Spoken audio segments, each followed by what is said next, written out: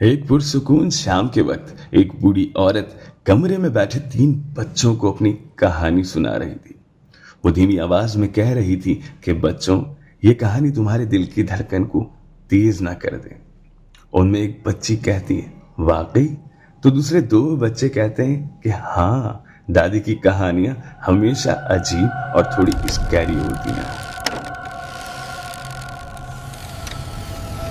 जब मैं जवान थी, मेरे साथ एक ऐसा वाकया हुआ जो मैंने कभी नहीं भुलाया।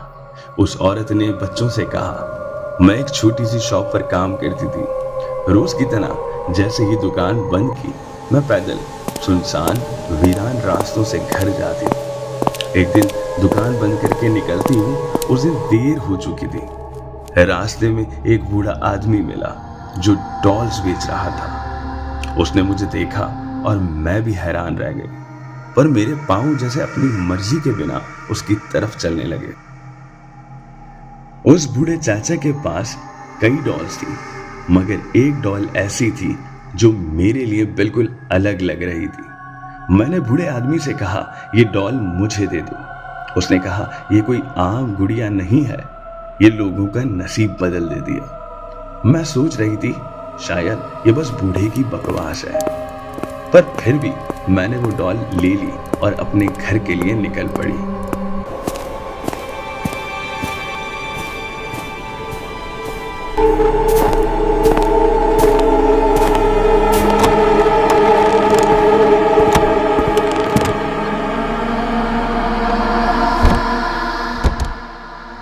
जब मैं घर पहुंची, सबसे पहले डॉल को शेल्फ पे रख दिया जैसे कि वो घर का हिस्सा हो। थक कर सीधा बिस्तर पर गिर गई और सो गई। फिर कुछ अजीब हुआ। लबूबू डॉल, जो एक शैतानी डॉल थी, अपना असली रूप दिखाने लगी। कर्टेन्स अपने आप हिलने लगे। डॉल अचानक से शेल्फ से गायब हो गई।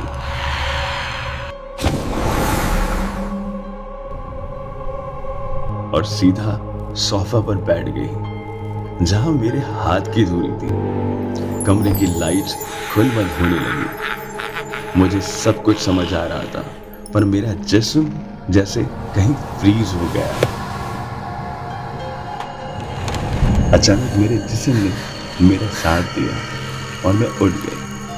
मेरी आंखें सीधा लबूबू डॉल पर टिक गई, पर वो डॉल वहीं पुरसुकून और बेहरकत बैठी हुई थी। उम्मीद है आपको ये कहानी पसंद आई होगी।